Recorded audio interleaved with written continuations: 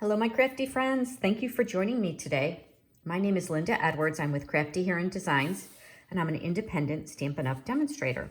And today I am going to show you how to make 2 cards for 1. This is called the split negative technique.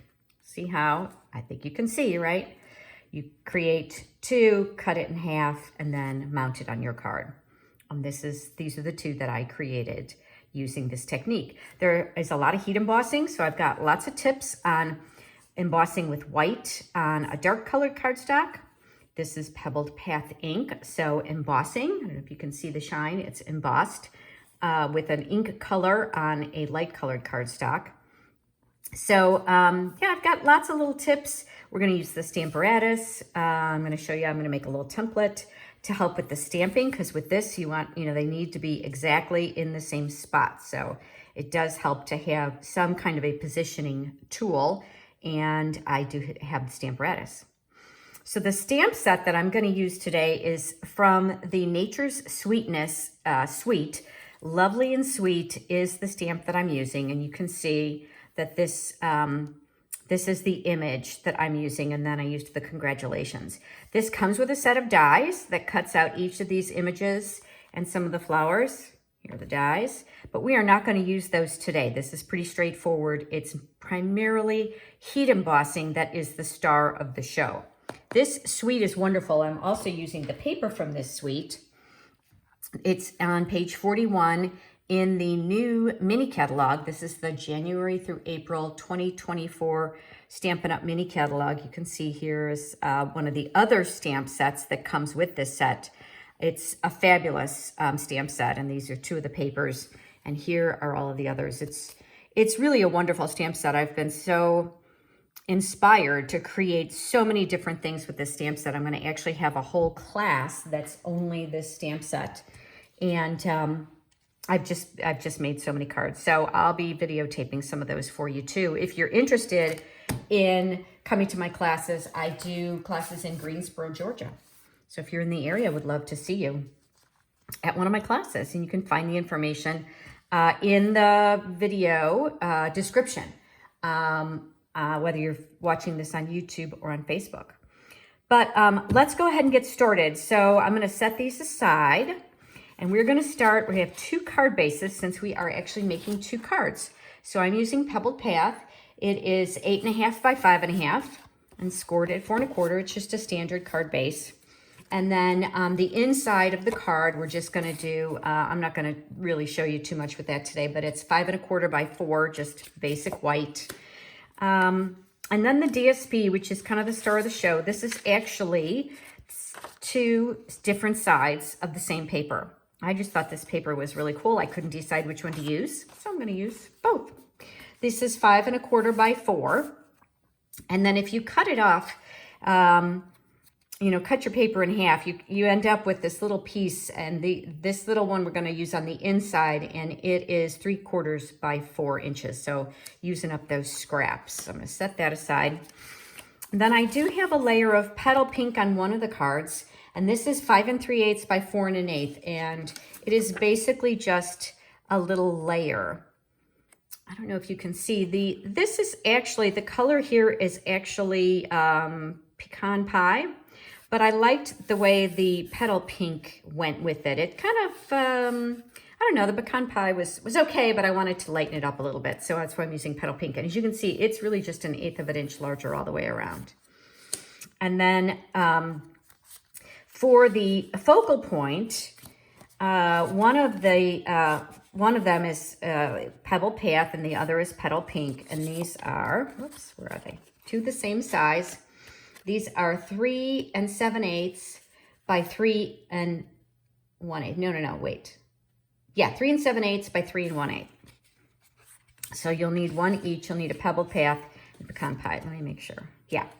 And then a smidge smaller is a white and a Pebbled Path, 3 inches by 3 3/4 inches. And that's what we're going to have our image on.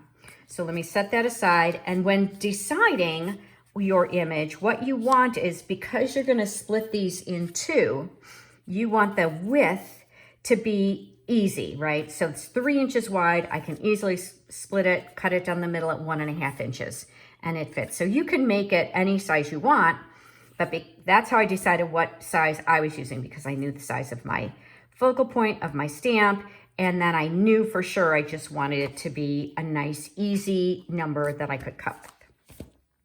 So I'm gonna go ahead and start with the embossing, because that's really the star of the show here. And I'm gonna bring in my embossing tools. As I said, I am using the Stamparatus. So let me bring this in, and I wanna give you another little trick here, so you can see what else I've been working on there. I created this little template for myself. And the reason I did that is, if you're going to stamp, you know, it needs to not move, right? It's really important for this technique that this piece of paper doesn't move. And I did multiples of them, right? And they both need to be in the same spot. But if I do it in the corner, this is a cling stamp. It's got a little width to it. It's hard sometimes to get all around the edges. And as you can see here, see how close to the edge that is?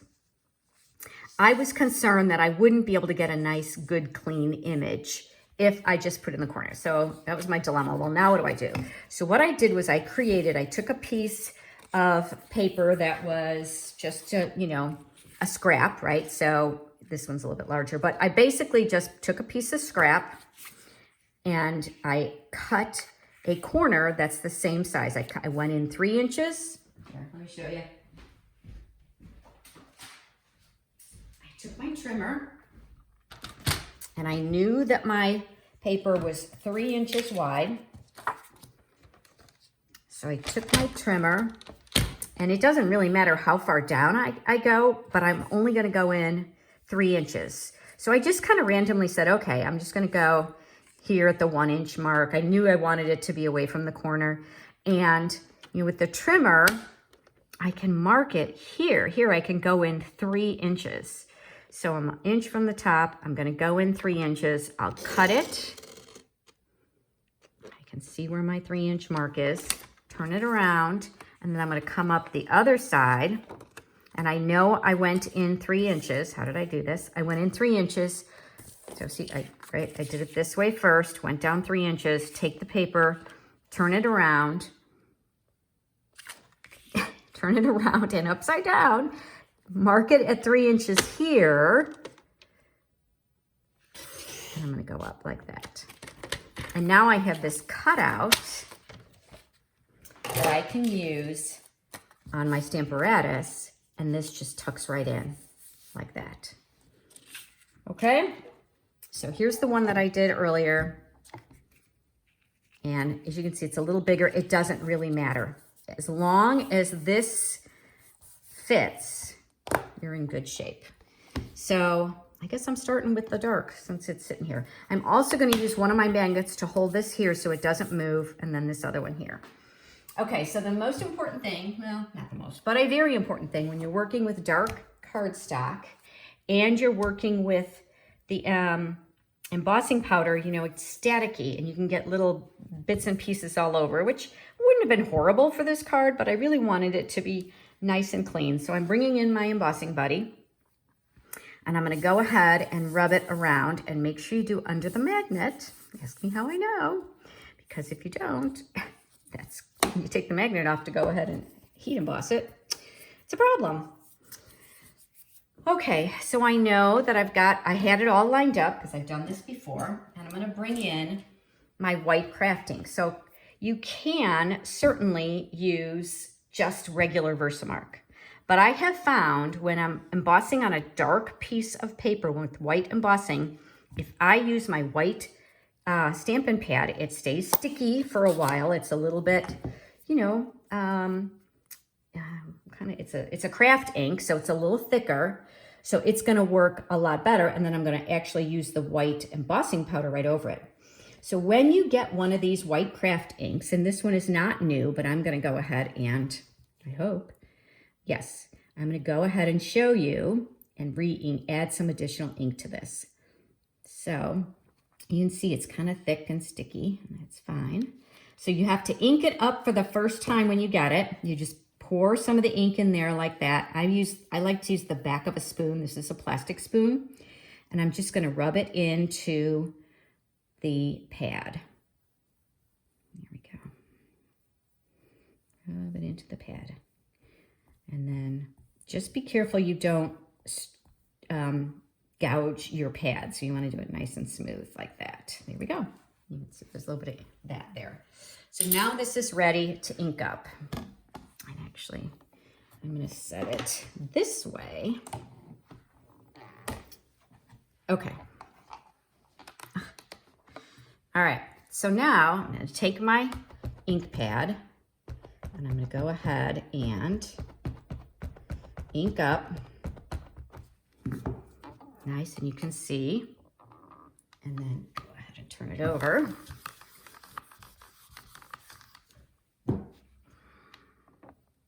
And so I get a nice image there. And now what I'm going to do is clean off. No, I don't have to do that with this one. Okay, I'm going to take this and move it aside and bring in my embossing tools. So I have this little tray that I got at Goodwill for like $1. It just helps protect my surface. I'm bringing in the white embossing powder. So the white powder, whoops. And here's my tray, my embossing tray. And I like to use a little bit of a coffee filter to help get everything in there. You can certainly just put it in the tray, but I find it kind of sticks to the tray, so. All right, so now the white embossing powder, see, isn't that, looks good? Put this back here, put that powder back in there and set it aside so that it doesn't go everywhere. And now I've got the tray and the heat tool, and I'm gonna turn it on, so be aware. I can look and see I don't have any little stray goobers on there that are gonna create some problems for me. So now I'm gonna turn on the heat tool. So be aware with your volume, you might need to decrease it. Now I need to let the heat tool heat up a little bit for about 30 seconds. And then I'm gonna come in and I'm gonna just, I don't tend to move my heat tool a ton once it starts to heat up. It hasn't started yet, it's still heating up. One of the things I like about the metal tray is it helps transfer some of the heat, there we go, to the paper. So it happens pretty quickly. Can you see? This is the magic. I just love, I'll tell you, when I first started card making, this was the magic that really got me hooked embossing. I just love, love, love seeing, seeing that melt, that powder melts, and it's like magic. It just all gets nice and white and shiny. All right. Okay. Here we go. And I like to give it a good look and see. Yeah, I got a few little sprinkles there, but that's not going to matter. I like to take a good look and see that it's all done. Sometimes you miss a little spot, so you want to look at it really closely. Okay, I'm going to set this aside because I do want it to dry a little bit, and that's one of the reasons I'm doing the embossing first. Now, we're going to bring in our materials again, and we're going to go ahead and clean that. And now we're going to use the pebbled path. Now, obviously, you can use any color you want, but because I'm kind of keeping this monochromatic, I'm going to use pebbled path. Now, I don't have a embossing powder that's pebbled path. So, I could do black, but I really wanted the light color of the pebbled path. So what I'm going to do is now I'm bringing in the white. Make sure this is the right one, right? Make sure it's the right size. They have to be the same size, which they are. I'm going to bring this one in and put it here. And I'm going to use my embossing buddy to go ahead and clean this up so that it's nice and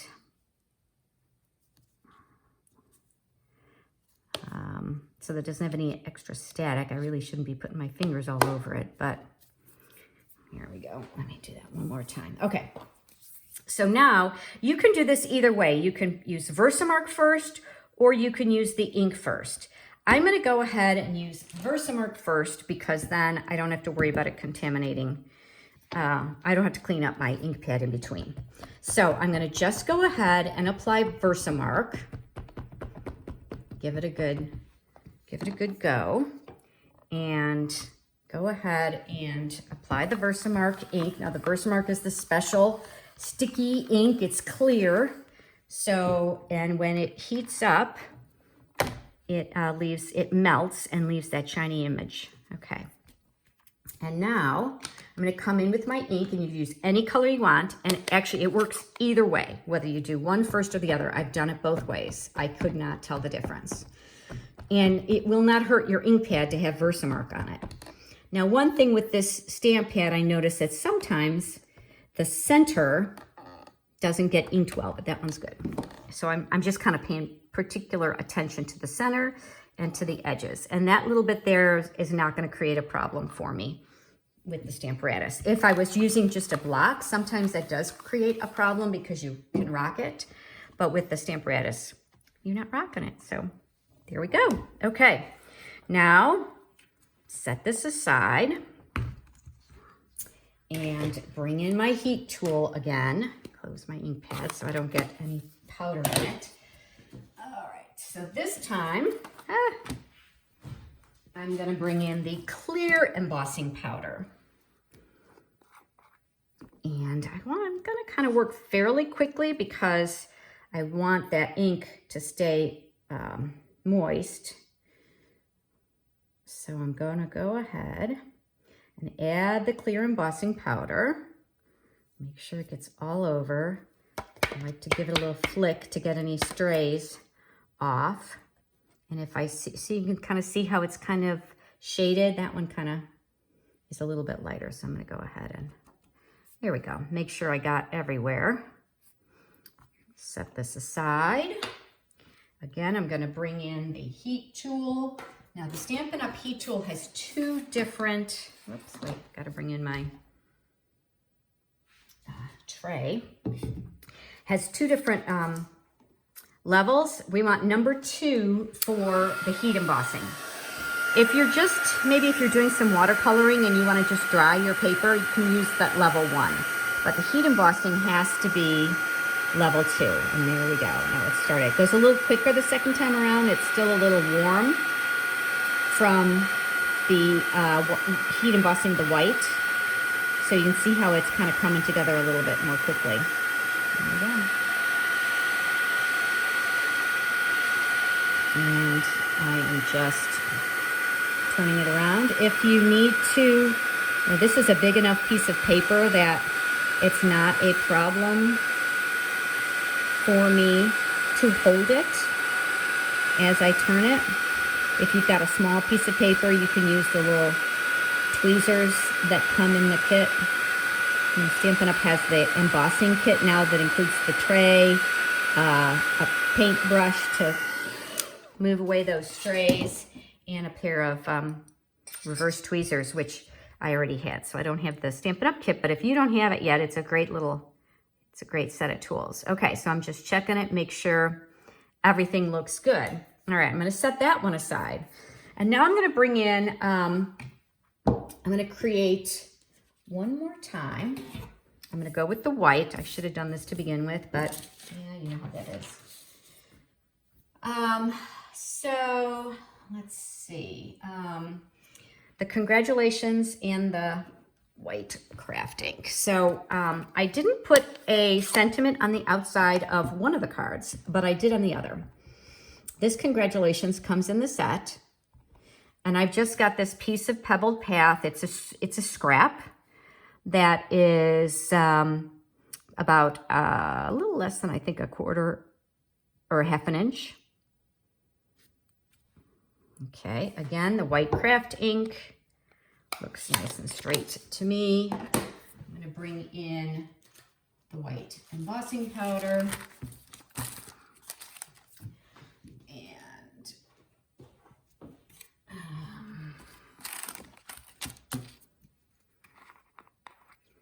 sprinkle that on there. We'll go ahead and heat that one up. I could have done them both at the same time. I just forgot. So, and you know what else I forgot to do? I forgot to use the embossing buddy. So let me show you why you need your embossing buddy. That's the thing I forget the most often when I'm embossing. But I have a little brush here. You see there's some strays, a little bit of white that creates, that it, once heated is going to have like a little speckled image, but it's fine. So I can use you can use the a paintbrush, but the other thing you can use is the tip of your take your pick tool. If you've got something like close, right, you can just kind of go in and pick up any little strays. It's another great little use for your take your pick tool. I'm just full of little tips today, aren't I? All right. Now bring in this last little bit. Let's heat that up. And then I'm going to show you a little trick to get some rounded edges on this piece of sentiment. We're going to use a punch. I don't have a punch that fits the whole thing, and I just didn't want to go digging around in my dies. Punches are so much easier. And I like to use up scraps. So, and I needed just a narrow space here. So I'm going to cut off the end about there. And then I'm going to bring in, this is the hexagon punch, but you can use a lot of different kinds of punches. This just happens to be one I have right here, so that's the one I'm going to use. And I'm going to take this and I'm going to stick it inside here. Now there's a little bit, let's see, can you see that? See, there's this big opening here. That's not where I want to put it. I want to put it up here where that little slit is. So I'm going to slip it in there like that. I'm going to lay it down and I'm going to create just like a little bit of a curve. So I'm just trying to line up these two edges. It'd be easier if I did it the other way. Here, I'll show you. But since I'm here, I'm going to do it this way. And then I'll show you. That was harder. If I go this way, it's easier. Same idea. I'm going to go in through that edge there, through the top. Slip that in there because I'm right-handed. This is easier for me. And then I'm kind of just lining it up, slowly closing it until I get it where I want it, and boom.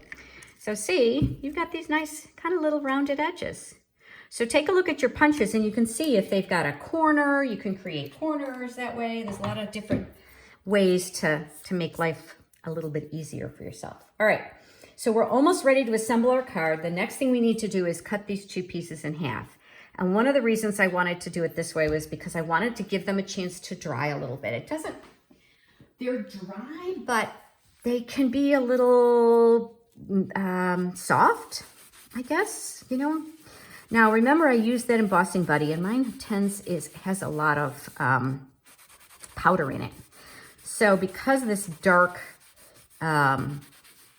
paper shows that powder, I'm just going over to make sure that I get it all off. And this is just a microfiber towel that I find works really well to get that little bit of that haze off. Okay, and now I just need to bring in my paper trimmer.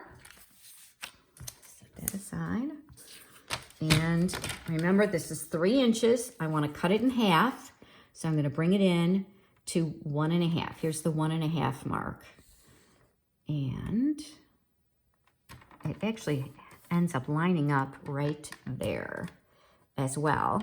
I like to start from the bottom and go up. That way I know I've got my paper pushed all the way to the top so that it's straight. I also kind of look at this line here because it's right on the black mark, and I can see that it's even all the way around. I'm gonna press down a little bit so that I get a really good clean cut and up. And I put those aside and do the same thing. 1.5. I'm lining it up the same way. Oops, I'm gonna bring this down, make sure that my paper is pushed all the way to the top, give a little bit of a press down, and there we go. And now we have our focal point. Yay. And now we can assemble our card. So I'm gonna go ahead and start with my card base, and I'm gonna go ahead and fold and burnish both of them. I'll actually just do one at a time. And I'm gonna bring in, now this paper, I keep turning it over and over trying to decide which is top and which is bottom. It actually kind of has both, so I'm not gonna really worry about it. But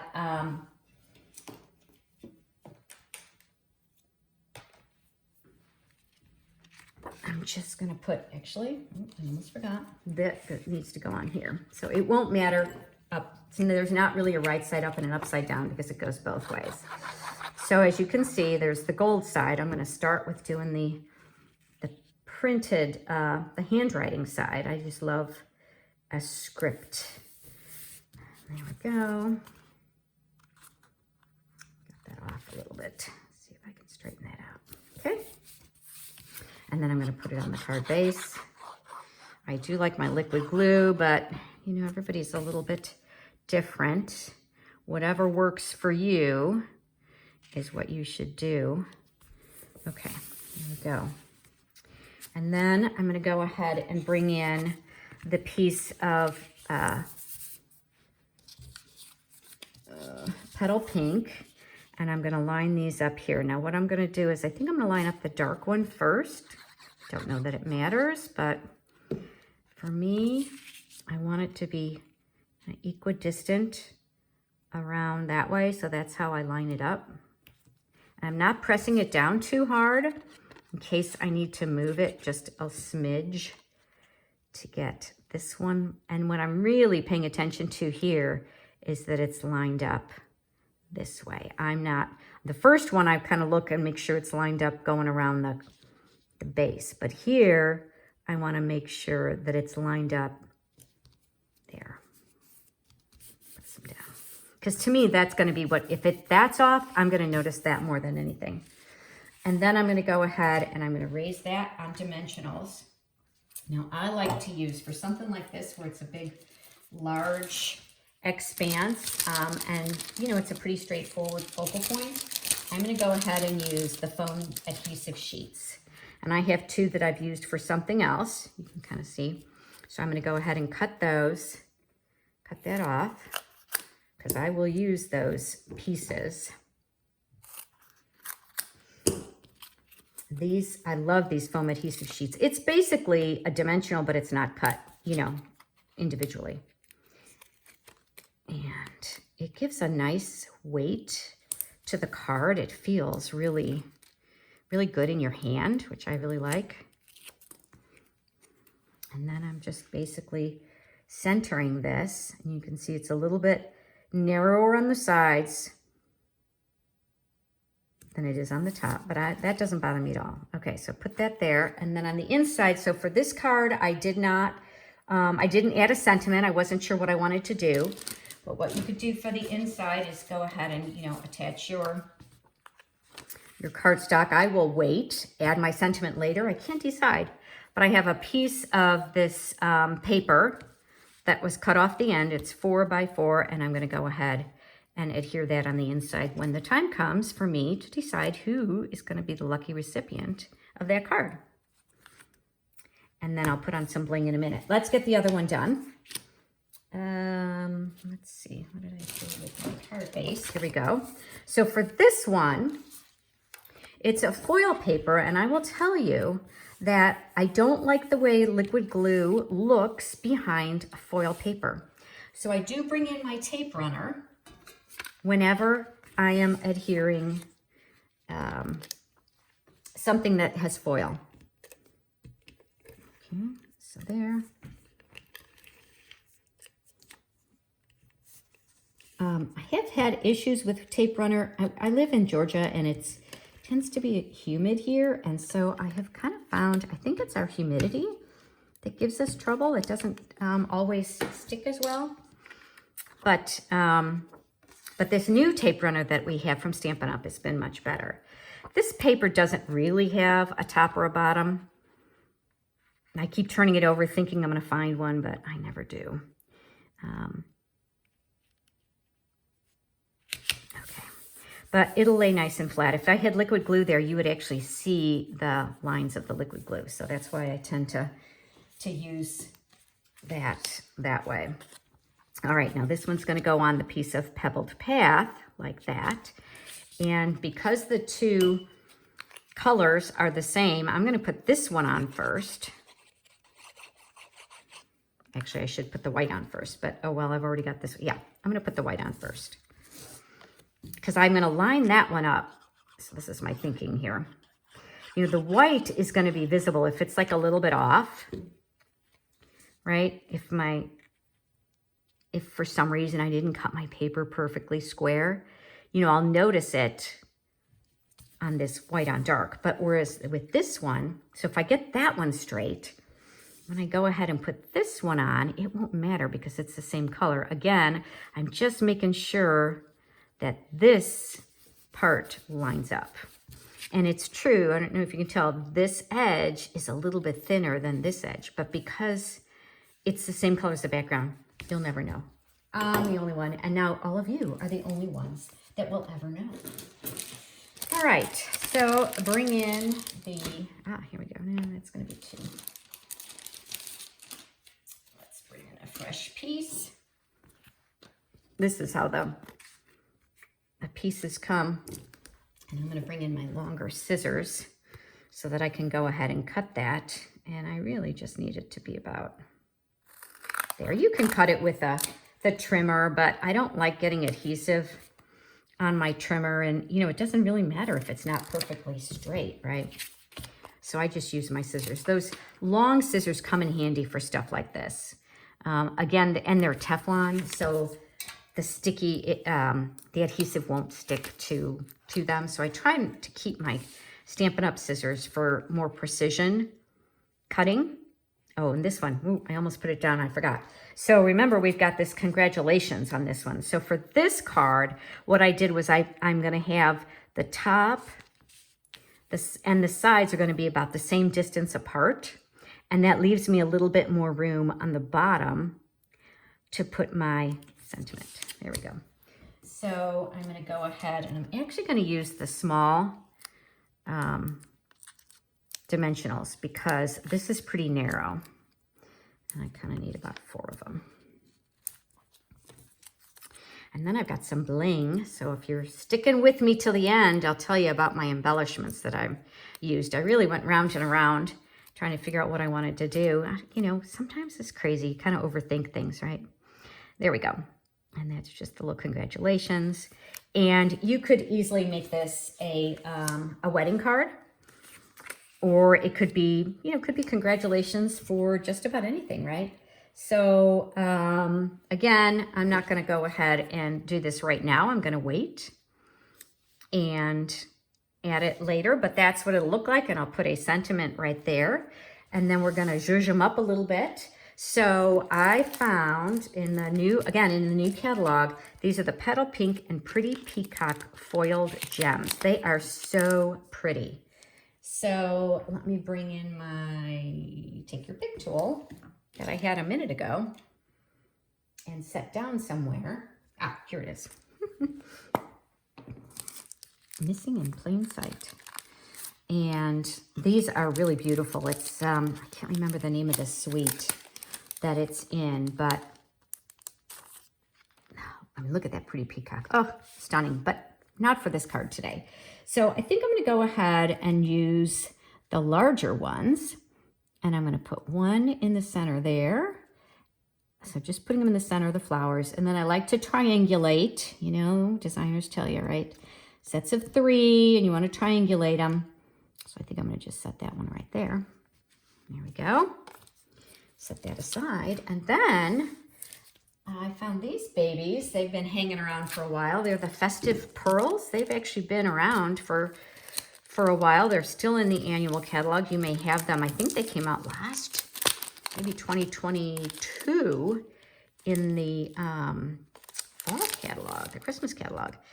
But they've got this nice shiny, they're really pretty. They've got this, I can't remember what color that is, but kind of a seafoam, soft seafoam, silver, gold, and I don't remember. Not Melon Mambo. I think they're supposed to be real red, but they don't, to me, they don't really look like real red. But they coordinate beautifully with all of our stuff. So same idea. I'm going to just go ahead and put those 3 in, and I like the way they shine and add a little bit of interest to the cards. So if you stayed with me till the end, thank you so much. Give me a thumbs up and let me know, do you have a preference? Do you like the gold or do you like the petal pink?